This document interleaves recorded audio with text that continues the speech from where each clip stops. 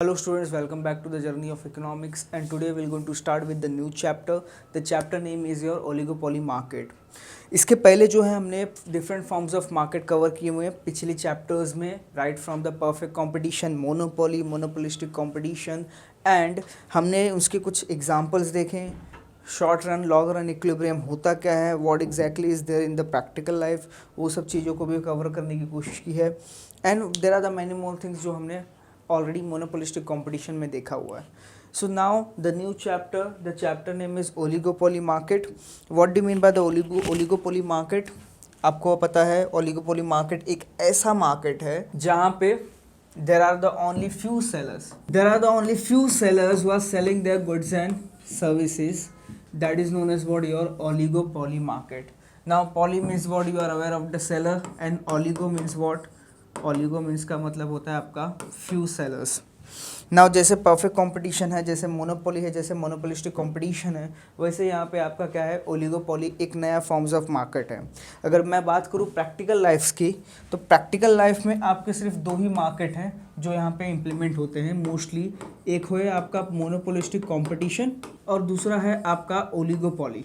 यहाँ पे सिर्फ और सिर्फ दो ही मार्केट हैं जो रियल लाइफ में, प्रैक्टिकल लाइफ में आपको देखने मिलेंगे. एक मोनोपोलिस्टिक कंपटीशन है और दूसरा आपका क्या है, मोस्टली ओलिगोपोली मार्केट, जो कि हमारा ये यहाँ का चैप्टर है. So let's will going to start with the monopoly chapter. ज़रा ध्यान देना आप लोग. हम लोग स्टार्ट करने वाले नए चैप्टर मोनोपोली मार्केट से एंड ओलिगोपोली मार्केट से. And what is there in the oligopoly market, just pay attention. The first one. अब ओलिगोपोली मार्केट का मीनिंग क्या बोल रहा है? Oligopoly market is the market form in which there are the few sellers of a homogeneous और differentiated product. Now what few sellers are doing, ये दो few sellers है, या तो होमोजीनियस या फिर आपका डिफरेंशिएटेड प्रोडक्ट्स को क्या कर रहे हैं, मार्केट में सेल कर रहे हैं. There are the few sellers, वो होमोजीनियस मार्केट, होमोजीनियस गुड्स को मार्केट में या फिर डिफरेंशिएटेड गुड्स को मार्केट में क्या कर रहे हैं, सेल कर रहे हैं. And if the commodity is homogeneous, it is called a pure oligopoly. And if it is differentiated oligopoly market, if the product is differentiated. अगर आपका होमोजेनियस प्रोडक्ट आप सेल कर रहे हो तो then it is pure oligopoly market. And if you are selling the differentiated product, differentiated product मतलब एक company का प्रोडक्ट दूसरे कंपनी से क्या है, डिफरेंट है. सेम साइज़ नहीं होगा, ना ही कलर होगा, ना ही शेप होगा, ना ही कैरेक्टरिस्टिक्स होंगे, कुछ ना तो कुछ वो पर्टिकुलर प्रोडक्ट की कैरेक्टरिस्टिक या क्वालिटी में क्या होगा, डिफरेंट होगा.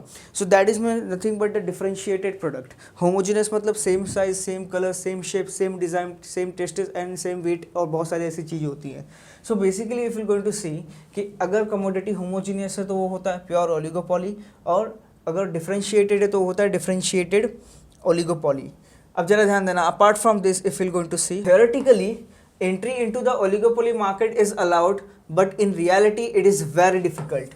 Now as I told you, monopoly क्या होता है? मोनोपोली का मतलब होता है सिंगल सेलर. मोनोपोलिस्टिक कंपटीशन में there are the many sellers. ठीक वैसे ही ओलिगोपोली की बात जब आती है, जब हम बात करते हैं ओलिगोपोली मार्केट की, तो ओलिगोपोली मार्केट में there are the few sellers, और ये जो फ्यू सेलर्स हैं वो किसी और को मार्केट में एंटर करने होने नहीं देंगे. हो सकता है ये फ्यू सेलर्स जो है इन टर्म्स ऑफ क्वांटिटी 4, 5, 6 और 7 सेलर्स हो सकते हैं. नंबर ऑफ सेलर्स हो सकता है कि 4 हो, नंबर ऑफ सेलर्स 5 हो सकते हैं, 6 हो सकते हैं, 7 हो सकते हैं, मतलब only few sellers are there. And वो क्या करेंगे, वो डिसाइड करेंगे price of a goods and services into the market. इसके बाद अगर ध्यान देंगे तो in India we have the oligopoly market in the automobiles, where each group, that is car, scooter, truck etcetera, and oligopoly market. अगर India की बात करें तो best example you can take of a car. How many companies are there who are manufacturing the car? Maruti Suzuki, that is nothing but a Suzuki. Honda, Chevrolet, Mercedes, BMW, thereafter Tata, then there are the likewise Mahindra and Mahindra, then there is a Innova I think so of Tata. So likewise there are बहुत सारे जो हैं companies है जो क्या करते हैं, car आपके मैन्युफैक्चर करते हैं. there are the many companies who are manufacturing the scooter, trucks, but if you're going to count the number of companies, अगर number of companies को आप count करते हो तो you will going to come to know there are the only few sellers. ये sellers की counting 10 से नीचे ही होगी. It will be approximately 5 to 6, 7, 8, not more than that. So few sellers are only there in the each and every group in the case of a oligopoly market. Domestic airlines, refrigerator, TV sets, air conditioners are the some other examples of a oligopoly market in India. अब आप बात करो practical life में oligopoly market की, तो अगर मैं लेता हूँ एयरलाइंस का, बात करता हूँ मैं एयरलाइंस कंपनी की. How many airline companies are there? Now there are the airline companies. अगर देखो कितने सारे एयरलाइन कंपनीज हैं यहाँ पे. एयरलाइंस कंपनी की जब हम बात करते हैं तो कितने एयरलाइन कंपनीज हैं यहाँ पे? Air India, Vistara, IndiGo, SpiceJet, then your AirAsia. Likewise 2-3 और कंपनीज है छोटी मोटी जो क्या है डोमेस्टिक लेवल पे क्या करती हैं अपने. Spice jet, so those things are there. So basically if you're going to count this companies name तो हार्डली तुमको 5, 6, 7 कंपनीज ही होंगी, उससे ज़्यादा कंपनीज नहीं होंगी. इसके अलावा अगर एसी कंपनी बात करें हम, एसी की, रेफ्रिजरेटर की, तो वहाँ पे भी कुछ ही, there are the only few companies, कुछ ही कंपनी होंगी, हार्डली गिन के 5-6 कंपनीज होंगी जो एसी मैन्युफैक्चर करती हैं, जो रेफ्रिजरेटर मैन्युफैक्चर करती हैं, जो टीवी मैन्युफैक्चरिंग करती हैं. तो ये सब कंपनीज क्या हैं? This companies are the example of your oligopoly market, जहाँ पे एक फ्यू सेलर्स होते हैं और वो कुछ अपनी एक्टिविटीज़ क्या करते हैं यहाँ पे परफॉर्म करते हैं. So next one is nothing but what your characteristics. ज़रा देख लेंगे यहाँ पे बच्चों, ध्यान देना कि कैरेक्टरिस्टिक्स ऑफ ओलिगोपोली मार्केट. अब ओलिगोपोली मार्केट का कैरेक्टरिस्टिक्स क्या है? पहला आपका कैरेक्टरिस्टिक है few sellers. Oligopoly market is that market जहाँ पे सिर्फ और सिर्फ फ्यू सेलर्स होते हैं. जब मैं बात करता हूँ फ्यू सेलर्स की तो it may be 5 to 6, 7, 8, 9, it should be less than 10, it will be less than 10. जो होते हैं वो ओनली फ्यू सेलर्स होते हैं, hardly 2, 3, 4, 5, 6, more than, not more than that. That is nothing but your few sellers. Apart from it, oligopoly forms of a market consist of a few sellers. As against the perfect and imperfect market, the number of sellers in the oligopoly market is limited. Perfect competition बात करो या imperfect competition की बात करो. Now perfect competition में आपका आता है perfect competition और imperfect competition में आपके आते हैं monopoly, monopolistic competition, oligopoly and duopoly. तो as compared to the imperfect competition, imperfect market के ओलिगोपोली मार्केट में नंबर ऑफ सेलर्स हैं लिमिटेड है. Usually the oligopoly number is not more than 10. अब ओलिगोपोली मार्केट का नंबर क्या है? 10 से ज़्यादा नहीं होता. जैसा मैंने आपको बताया हार्डली कभी 7, 8 जाएगा, वरना कंपनीज का काउंटिंग जो है आपका 5, 6, 4 और sometime it will be 7. It will be less than 10 always. इनकी काउंटिंग क्या होगी? 10 से कम ही होगी. जितनी भी कंपनीज जो है मैन्युफैक्चर कर रही हैं, चाहे वो एसी मैन्युफैक्चर कर रही हो, चाहे वो रेफ्रिजरेटर मैन्युफैक्चर कर रहे हो, तो बात यही है कि उनका जो काउंटिंग होगा 10 से क्या होगा? कम ही होगा. That is number of the firm will be less than 10 only. That is nothing but your few sellers. Apart from it if you going to see the next one is nothing but your homogeneous product. ज़रा ध्यान देना. अब बात करते हैं जब हम homogeneous product और डिफरेंशिएटेड प्रोडक्ट की. होमोजेनियस प्रोडक्ट मतलब आपका same size, same colour, same shape, same weight, same counting से नंबर ऑफ देयर और भी जितने कैरेक्टरिस्टिक्स होंगे एक पर्टिकुलर प्रोडक्ट के, सब क्या होंगे? सेम होंगे. That is nothing but homogeneous. और डिफरेंशिएटेड का मतलब क्या है? डिफरेंशिएटेड का मतलब या तो फिर टेस्ट में, या तो फिर कलर में, या तो फिर वेट में, या फिर उनके शेप में, कहीं किसी ना किसी चीज़ों में क्या होगा? एक कमोडिटी दूसरे कमोडिटी से डिफरेंट होगी. That is nothing but differentiated.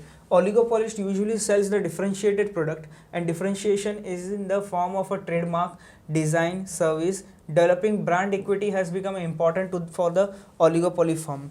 Now यहाँ पे क्या करते हैं फर्म्स क्या सेल करते हैं? ओलिगोपोली मार्केट के केस में फर्म्स सेल करते हैं differentiated product. Now differentiated product sell करना ही अच्छी बात है. क्यों? क्योंकि अगर आप डिफरेंशिएटेड प्रोडक्ट सेल करते हो तो उससे पता चलता है कि आपके कमोडिटी कौन सी है और कॉम्पिटिटर की कमोडिटी कौन सी है, आपके गुड्स एंड सर्विसेज कौन से हैं और कॉम्पिटिटर के गुड्स एंड सर्विसेज कौन से हैं. अगर आप अपने कॉम्पिटिटर से better goods and services provide करते हो कस्टमर को, तो कस्टमर जो है इन फ्यूचर आपके goods and services he purchase करेगा. ये तो कॉमन सी बात है. बट यहाँ पे क्या हो रहा है? डिफरेंशिएटेड प्रोडक्ट क्या करेगा? When you will going to sell your differentiated product, ये जो है कस्टमर के माइंड में आपके कंपनी का ब्रांड वैल्यू क्रिएट करेगा. आपके कंपनी का ब्रांड जो है वो कंज्यूमर के माइंड में क्या होगा? प्रिंट हो जाएगा. एंड रेगुलर बेसिस पे इन फ्यूचर ऑल्सो वो कस्टमर आपके ही गुड्स एंड सर्विसेज को परचेज करेगा. तो in order to create the brand value, that is brand equity, हमें क्या करना है? डिफरेंशिएटेड प्रोडक्ट सेल करनी है. और डिफरेंशिएटेड प्रोडक्ट कैसे सेल होगा? कैसे पता चलेगा कि हमारा प्रोडक्ट दूसरे कस्टमर्स के प्रोडक्ट के, डिफरेंट कॉम्पिटिटर्स के प्रोडक्ट के से डिफरेंट है? तो डिफरेंट कॉम्पिटिटर जो हैं, अदर कॉम्पिटिटर्स हैं, उनके गुड्स एंड सर्विसेज और हमारे गुड्स एंड सर्विसेज के बीच में क्या डिफरेंस है, तो वो पता चलता है with the help of a trademark, design and the copyright. आप अपने लोग जो भी गुड्स एंड सर्विसेज मार्केट में आप अपना सेल करोगे तो आप अपना ट्रेडमार्क यूज़ करोगे, आप अपना लोगो यूज़ करोगे, आप अपना कॉपीराइट यूज़ करोगे। And in the similar manner other competitors भी क्या करेंगे, अपने अपने ट्रेडमार्क, अपने अपने डिज़ाइन, अपने अपने लोगो क्या करेंगे, अपने अपने प्रोडक्ट पे, गुड्स पे प्रिंट करके, पैकेज करके उसको क्या करेंगे, मार्केट में सेल करते हैं। So basically it becomes important for the oligopoly market to create a brand equity. इसके बाद entry is possible but difficult.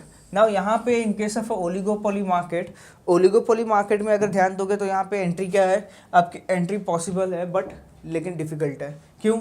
A new firm can enter into the oligopoly market but in reality however it is highest difficult to enter due to the financial, technological and other barriers to the entry. May be possibility आप financially उतने strong ना हो तो आप competitors के सामने टिक ना पाओ, कस्टमर्स को good quality of a product देने में at a very lowest cost, और आपके पास वैसी टेक्नोलॉजी नहीं हो सकती है जितनी अदर कॉम्पिटिटर्स के पास है, जितनी एग्जिस्टिंग फर्म के पास है, जितनी वो कंपनीज के पास है, जो कंपनीज वो ऑलरेडी मार्केट में क्या कर रही हैं, एग्जिस्ट कर रही हैं, मार्केट में सर्वाइव कर रही हैं। And other barriers to the entry, whenever the profits are high, new firms do not enter the market। जब भी प्रॉफिट जो है हाई होगा, न्यू फर्म्स क्या करेंगे, मार्केट में एंटर नहीं करेंगे। And to do the market enter, whenever the profits are high, the new firms do enter into the market। अब जब भी जो है प्रॉफिट ज़्यादा होगा, whenever the profit is high, अगर प्रॉफिट मार्जिन ज़्यादा है मार्केट में तो बहुत सारे कॉम्पिटिटर, बहुत सारे न्यू फर्म्स क्या करेंगे, वो मार्केट में एंटर करेंगे। जैसा आपको अगर मैंने बताया होगा, आपको याद होगा, if you can remember class, हमने एक एग्जांपल पढ़ा था मोनोपोली या मोनोपोलिस्टिक कंपटीशन में। And what was the example? Suppose ये पूरा मार्केट है आपका और ये मार्केट में ओनली फ्यू सेलर्स हैं। सपोज यहाँ पे कितने हैं, 1 2 3 4 5 सेलर्स हैं और ये 5 सेलर्स मिलके क्या कर रहे हैं, अच्छा खासा प्रॉफिट कमा रहे हैं, यहाँ पे एक्सेस प्रॉफिट कमा रहे हैं। अब जब ये एक्सेस प्रॉफिट कमा रहे हैं, कहाँ पे, ओलिगोपोली मार्केट में। ये मार्केट क्या है आपका, ओलिगोपोली मार्केट है। ओलिगोपोली मार्केट में ये क्या कर रहे हैं, मस्त बैठ के जो है एक्सेस प्रॉफिट कमा रहे हैं, अच्छा खासा प्रॉफिट कमा रहे हैं। लेकिन ये इनका जो प्रॉफिट ये अर्न कर रहे हैं, ये किसी और कॉम्पिटिटर या मार्केट में किसी और से वो देखा नहीं जाएगा। तो बाकी क्या होगा कि जब एक्सेस प्रॉफिट सब कम कर रहे हैं, एक्सेस प्रॉफिट अर्न कर रहे हैं, तो जो न्यू फर्म्स होंगे वो न्यू फर्म्स भी मार्केट में क्या करेंगे, एंटर करेंगे। तो होगा ऐसा कि न्यू फर्म्स ने मार्केट में एंटर किया और नंबर ऑफ फर्म्स जो हैं वो पर्टिकुलर मार्केट में क्या हो जाएंगे, इंक्रीज़ हो जाएंगे। अब जितना ज़्यादा नंबर ऑफ फर्म्स इंक्रीज़ होगा, सपोज ये सब क्या है, ये जो है न्यू फर्म्स है। अब ये न्यू फर्म्स ने मार्केट में एंटर किया, अब ये न्यू फर्म्स ने मार्केट में एंटर किया तो उससे होगा क्या, जो पहले वाले जो एग्जिस्टिंग कस्टमर्स, एग्जिस्टिंग सेलर्स थे, जो पहले के सेलर्स थे, वो जो है एक्सेस प्रॉफिट अर्न कर रहे थे, उनको अब नॉर्मल प्रॉफिट होगा, उनको क्या होगा, नॉर्मल प्रॉफिट होगा। तो अगर नए फर्म्स ने प्रॉफिट देख के मार्केट में एंट्री की है, if now new firms have entered into the market by watching the profit, by seeing what exactly is the profit in the particular market, then over there you can say that यहाँ पे, then after interdependence, the next feature which is the most important one is interdependence। Class ज़रा ध्यान देना, नया feature क्या है, most important feature यहाँ पे आया है, that is interdependence. Oligopoly market का सिचुएशन देखो ऐसा है क्लास, ओलिगोपोली मार्केट का सिचुएशन कुछ ऐसा है कि एक फर्म जो है दूसरे फर्म पे डिपेंडेंट है, एक फर्म दूसरे फर्म पे क्या है, डिपेंड है, किसके लिए, गुड्स के लिए, किसके लिए, प्राइस के लिए, किसके लिए, डिसीजन मेकिंग के लिए, किसके लिए, एक्सपांशन के लिए। So for everything one firm is dependent upon the other firm. If first firm is performing something, then the second firm will going to perform, otherwise the second company will not going to do anything। तो यहाँ पे अगर example अगर मैं लेता हूँ कि एक है फर्म ए और एक है फर्म बी, अगर फर्म ए सोच रहा है प्राइस इंक्रीज करने की, तो वो सडनली प्राइस इंक्रीज नहीं करेगा, वो वेट करेगा फर्म बी के बारे में, फर्म बी क्या सोच रहा है। अगर फर्म बी ने प्राइस इंक्रीज किया तो फर्म ए भी प्राइस क्या करेगा, इंक्रीज करेगा। अगर फर्म बी ने प्राइस क्या किया, डिक्रीज किया तो फर्म बी भी क्या करेगा, what the firm B will going to do, firm A will going to do, firm B ने अगर प्राइस डिक्रीज किया तो फर्म ए ने भी क्या करना है, फर्म ए ने भी प्राइस को डिक्रीज करना है। तो जरा ध्यान देना, तो इंटरडिपेंडेंस मतलब क्या, एक फर्म दूसरे फर्म पे क्या है, डिपेंडेंट है। Basically if you going to see यहाँ पे, due to the firms few firms into the market, an individual firm is neither free nor independent to take its own decision about the output and the prices। इसका मतलब as I have told you, अगर यहाँ पे एक individual firm है, यहाँ पे अगर ये इंडिविजुअल फर्म है तो ये इंडिविजुअल फर्म क्या कर सकता है, ये इंडिविजुअल फर्म जो है ना ही फ्री है ना ही इंडिपेंडेंट है, किससे, तो own decision about the output and the prices, खुद के आउटपुट या प्राइजेस के डिसीजन को लेके वो क्या है, फ्री नहीं है। He is not free with the its own decision related to the output and the related to the prices, he is not free of it, उससे फ्री वो नहीं है। क्यों नहीं है, क्योंकि यहाँ पे इंटरडिपेंडेंस है। इंटरडिपेंडेंस मतलब एक फर्म दूसरे फर्म पे क्या है, यहाँ पे एक फर्म दूसरे फर्म पे डिपेंड करता है। फर्म ए डिपेंड होता है फर्म बी पे और फर्म बी डिपेंड होता है फर्म ए पे। अगर फर्म ए कुछ करेगा तभी जाके फर्म बी कुछ करेगा, या फिर फर्म बी जब कुछ करेगा तब फर्म ए करेगा। तो हर एक फर्म इंडिविजुअली क्या है, दूसरे फर्म पे डिपेंडेंट है। इसके बाद any decision resulting in an change in the price और output attracts the reaction from the rival firm. Any decision results in a change in the price or a output attracts the reaction from the rival firms। अगर एक ही भी firm ने, if one firm is changing its prices or the output, it will going to attract the reaction from the rival firm। Suppose firm A अगर अपने prices को decrease कर रहा है तो फर्म बी जो है इमिडिएटली रिएक्ट करेगा। फर्म बी क्या करेगा, इमिडिएटली रिएक्ट करेगा कि हाँ फर्म ए ने प्राइस डिक्रीज कर लिया, तो फर्म बी भी क्या करेगा, प्राइस डिक्रीज करेगा। इन the similar manner when the firm A is increasing the price, firm B will going to think about the impact of increasing the prices, and accordingly he will going to do the some planning, and accordingly he will going to react। This situation makes a firm dependent on others for its own decision, and it is essential for a firm to keep in mind the possible reaction of its competitor while taking a decision। इसमें क्या होगा, this situation makes a dependent of one firm dependent upon the other firm।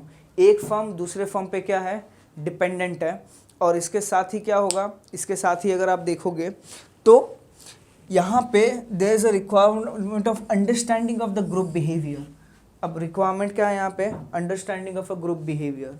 उससे होगा क्या, यहाँ पे एक firm दूसरे फर्म पे क्या करता है, डिपेंड होता है। जैसे अगर मैं एग्जांपल लूँ आपके मोनोपोली ओलिगोपोली मार्केट में, ओलिगोपोली मार्केट जो है best example, you can take the price of the cell phones also, price of the laptops also, then you can take the example of a cars and scooters. अगर एक company ने अपने new model launch किए तो second company भी क्या होगा, similar model launch करेगा, लेकिन प्राइजेस क्या होंगे, थोड़े ऊपर नीचे होंगे। इन the similar manner if I से इन शॉर्ट, तो यहाँ पे क्या होगा, oligopoly comprises of a group of a few sellers which requires the understanding of a group behaviour. यहाँ पे उनके पास दो ऑप्शन है, या तो वो इंडिविजुअली आपस में क्या करें, कॉम्पिटिशन करें, इंडिविजुअली आपस में कंपटीशन करें, या फिर एक साथ में आके they can form a group and they can rule the entire market. They can form a group, they can come in the cartel, they can form a group form करके क्या करें, पूरे मार्केट में क्या करें, अपना कब्जा कर ले, the entire market they can rule. The next feature is what, uncertainty. It is a very important feature of a oligopoly market class, uncertainty. क्योंकि इसके पहले जितने भी मार्केट्स थे उसमें अनसर्टनिटी नहीं थी। What do mean by the uncertainty, we are not aware of, we are not predicting the future, we were not thinking about the future what exactly will going to happen, we were aware of that कि क्या हो सकता है। लेकिन यहाँ पे oligopoly market के case में क्या होता है, अनसर्टनिटी इन्वॉल्व होती है। किस तरह की अनसर्टनिटी, कि हो सकता है कि हम, there are the 4 peoples, there are the 4 competitors, there are the 4 firms into the market. क्या है, यहाँ पे मान लेते हैं कि किसी मार्केट में 4 कंपनियाँ हैं, क्लास मान लेते हैं किसी मार्केट में 4 कंपनी हैं। How many companies are there, 4 companies है। और ये 4 कंपनी में से क्या हुआ, सब लोग company A B C and T, कितनी, 4 कंपनीज है यहाँ पे। अब 4 कंपनीज जो हैं यहाँ पे हमारे एग्जाम्पल में, तो मान लेते हैं ए बी सी और डी। तो मान लेते हैं अगर ए ने प्राइस कम किया तो बी, सी और डी को भी क्या करना होगा, प्राइस कम करना होगा। या फिर मैं बोल सकता हूँ कि अगर फर्म सी ने अपना प्राइस कम किया है तो बी भी कम करेगा, ए भी कम करेगा और डी भी कम करेगा।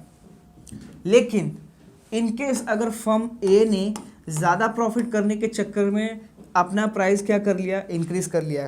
क्लास ज़रा ध्यान देना, अगर फर्म ए ने ज़्यादा प्रॉफिट अर्न करने के चक्कर में अपना क्या किया, प्राइस इंक्रीज कर लिया, तो do you think that B, C और डी भी अपने अपने प्राइस क्या करेंगे, इंक्रीज करेंगे?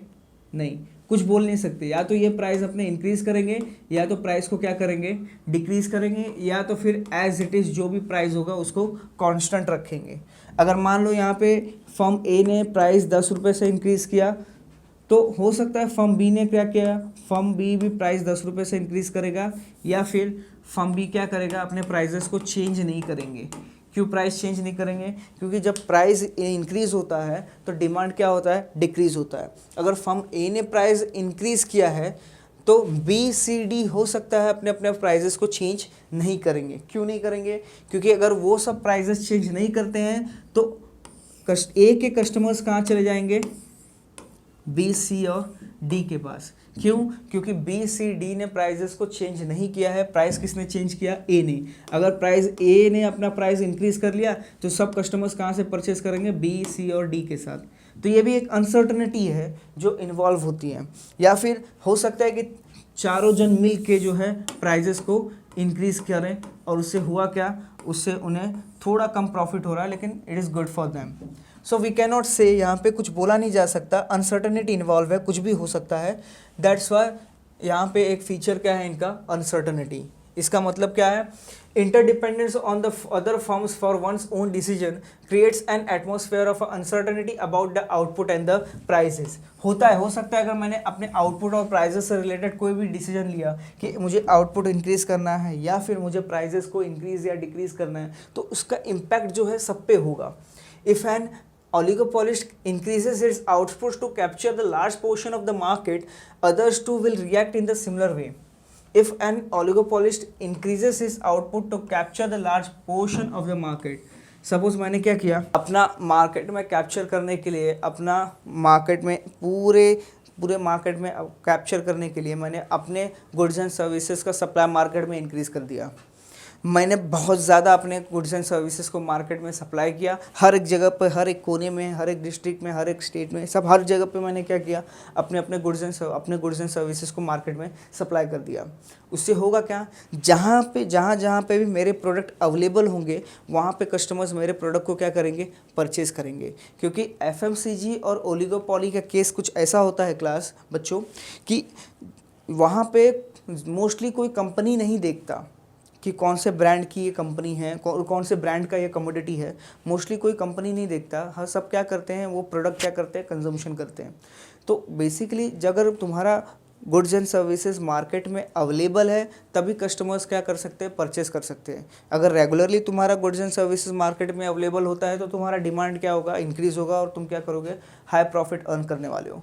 तो यहाँ पे क्या होगा, if an oligopolist increases its output to capture the large portion of the market, others too will going to react in the similar way. तो उनको भी लगेगा कि ये जो है एक फर्म क्या कर रहा है, सप्लाई ज़्यादा करके मार्केट को कैप्चर करने की कोशिश कर रहा है, तो हम भी क्या करेंगे, सप्लाई ज़्यादा करेंगे। In case he increases the price, others are unlikely to do सो।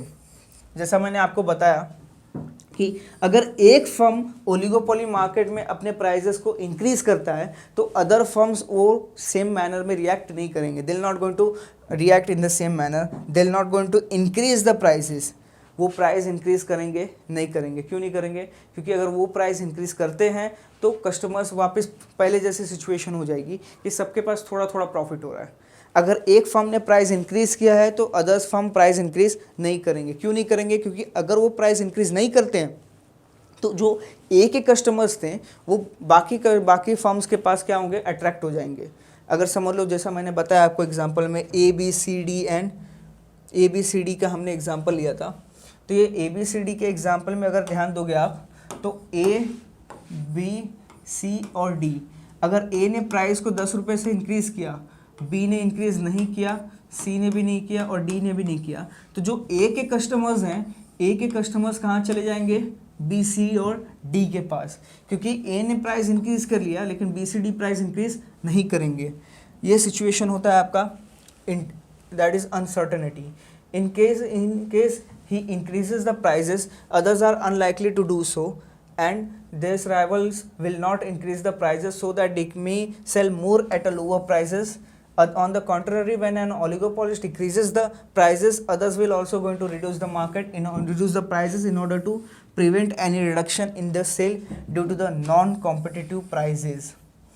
इसमें होगा क्या, अगर एक इंक्रीज कर रहा है तो दूसरे इंक्रीज नहीं करेंगे, लेकिन एक डिक्रीज कर रहा है तो सब क्या करेंगे, अपने अपने प्राइसेस क्या करेंगे, डिक्रीज कर देंगे। क्यों? क्योंकि सबको प्रॉफिट अर्न करना है। And oligopolist therefore is highly uncertain about the reaction of his rival firms to the his decision. तो यहाँ पे क्या है, बेसिकली अगर मैं बात करूँ इन शॉर्ट, कि यहाँ पे अनसर्टनिटी बहुत ज़्यादा होती है। तुमको खुद के डिसीजन लेने के लिए भी जो है 4 लोगों के बारे में सोचना होगा।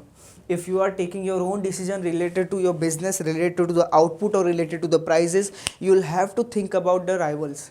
जो भी तुम्हारे कॉम्पिटिटर है, एक बार उनके बारे में भी तुम्हें सोचना होगा कि अगर मैं जो डिसीजन ले रहा हूँ वो डिसीजन का क्या पॉजिटिव इम्पैक्ट होगा और क्या नेगेटिव होगा। W.J. Baumol puts its rivals may decide to get together and cooperate in the pursuit of their objectives, at least so far as the law allows, or at other extreme they may try to fight each other to death. Even if they enter into an agreement, it may last or it may break down. An individual firm is highly uncertain about his rival reactions for any decision involving in the prices and the output. Therefore, the oligopoly market is a wide market of behavior pattern is possible. अगर short में मैं बोलूँ तो यहाँ पे एक professor है, economist है, W.J. Baumol, वो क्या बोल रहे हैं कि राइवल्स में decide to get together. Rivals जो हैं, जो कॉम्पिटिटर्स हैं, वो डिसाइड कर सकते हैं कि आपस में क्या करें, समझौता कर ले। They can decide, they can come together, they can corporate in the pursuit of their own objectives, but at least so far as the law allows, on other extremes they may not try to fight each other to the, they may try to fight with each other till the death, and even if there is a if they will go to enter into the agreement, जो competitors होते हैं, भले ही competitors एक साथ आ जाएं, लेकिन फिर भी कहीं ना कहीं आपस में वो सब क्या करते हैं, आपस में ही कंपटीशन करना चालू कर देंगे। अगर 2 कंपनीज एक साथ में आ जाए, 2 राइवल कंपनीज, जैसे पेप्सी और कोका कोला, पेप्सी और कोका कोला दोनों साथ में आके कभी काम नहीं कर पाएंगे। अगर इनकेस दोनों साथ में कभी काम करते हैं तो भी आपस में जो तकड़ा होगा, आपस में जो उनके जो मिसअंडरस्टैंडिंग्स होंगे, जो डिस्प्यूट्स होंगे, वो होते रहते हैं। वो जो है चीज़ें चलती रहेंगी, क्योंकि both the companies are rival firms. So एक साथ में मिलके काम करना बहुत ज़्यादा मुश्किल हो जाता है। The last one is nothing but what? Your interdeterminateness. Now what do you mean by the interdeterminateness? The demand curve faced by an oligopolist is interdeterminate. मतलब यहाँ पे कोई फिक्स डिमांड कर्व होता नहीं है। जैसा इसके पहले अगर आपको याद होगा तो हमने पढ़ा था, परफेक्ट कंपटीशन के केस में डिमांड कर्व क्या होता है, परफेक्टली इलास्टिक होता है। मोनोपोली के केस में डिमांड कर्व क्या होता है, it is relatively inelastic. Monopolistic competition के केस में डिमांड कर्व क्या होता है, डिमांड कर्व आपका रिलेटिव इलास्टिक होता है। ठीक उसी तरह in case of a demand curve under the oligopolist, it is nothing but indeterminate.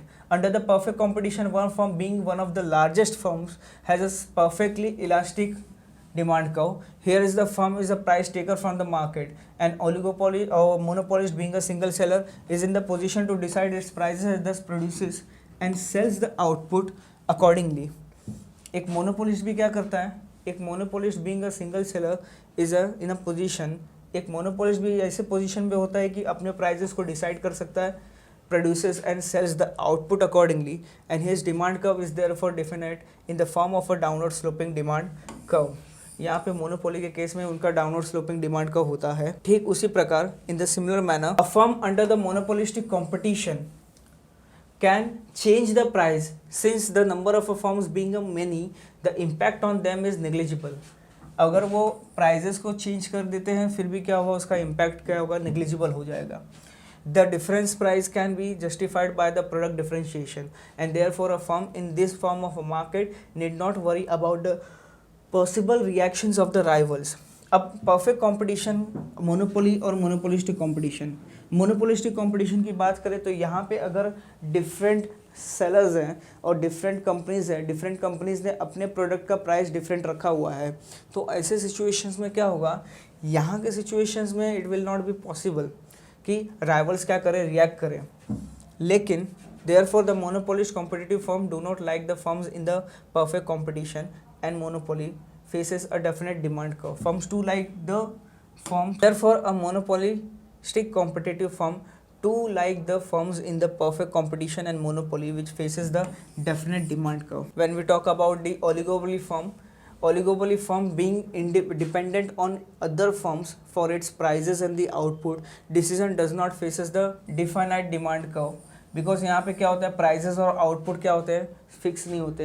This is uncertain market. Uncertain market means what, oligopolic market क्यों अनसर्टन होता है, क्योंकि यहाँ पे कभी भी प्रॉफिट हो सकता है, कभी भी लॉस होता है, कभी भी इलास्टिक, कभी भी inelastic. So each and every firm is dependent upon the other firms for the any kind of a decision making, and that's why over here it is known as the oligopoly market. The demand curve of an oligopolist loses its definiteness and indeterminate due to the dependency and uncertainty factor. यहाँ पे क्या है, एक dependency है और एक क्या है, अनसर्टनिटी है। और डिपेंडेंसी और अनसर्टनिटी दोनों के वजह से यहाँ पे क्या हो रहा है, यहाँ पे आपका डिमांड कर्व क्या है, डेफिनेट नहीं है। When the oligopolist firm do not enter into an agreement or the collision and the functions independently, the simple solution for the price and the output is not possible, since the firm cannot ascertain its rival reaction. As Baumol pointed out, when the businessman wonders about his competition like response to the some move. यहाँ पे क्या बोल रहा है, एक oligopoly firm do not enter into any agreement or the collision and functions independently, a simple solution for the price is not possible. अगर आपने agreement में आ गए हो और अपने एग्रीमेंट तुमने साइन की है, सब जितने भी इंडिविजुअल फर्म्स हैं सब एक साथ मिलके क्या कर रहे हैं, एक कार्टेल फॉर्म किया हुआ है, एक कॉल्यूजन फॉर्म किया हुआ है, और आप क्या करो, मार्केट में अपने गुड्स एंड सर्विसेज का सेल करो, तो थोड़ा पॉसिबल नहीं हुआ यहाँ पे प्राइजेस और आउटपुट को डिसाइड कर। He is considering he must recognise that his competitor too are likely to take his interdependence phenomena into the account. Interdependence का फिनोमिना बहुत ज़्यादा इंपॉर्टेंट है। अनसर्टनिटी और इंटरडिपेंडेंस जो है ओलिगोपोली मार्केट में कूट कूट के भरी हुई है। एक फर्म जो है दूसरे फर्म की कॉम्पिटिटर है, एक फर्म दूसरे फर्म से क्या कर रहा है, एक फर्म दूसरे फर्म पे डिपेंडेंट है, एक फर्म दूसरे फर्म के एक्टिविटीज़ पे नज़र रख रहा है। ये सब चीज़ें ओलिगोपोली में होती हैं।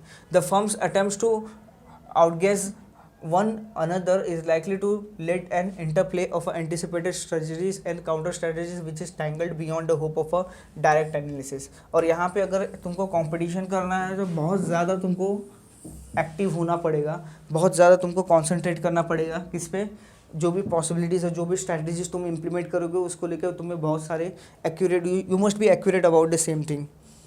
Apart from this, the need for the determinate solution depends upon the assumption or the objectives on which the firms function, and the common objective of a firm is a profit maximization. चाहे वो perfect competition हो, monopoly हो, monopolistic competition हो, या फिर हमारा अभी का currently जो हम पढ़ रहे हैं that is nothing but और more profit ओलिगोपोली मार्केट हो, यहाँ पे एक एम और ऑब्जेक्टिव जो है वो कंफर्म होता है, that is nothing but the profit maximization. And to achieve this objective, a firm requires the determinate solution for the price and the output.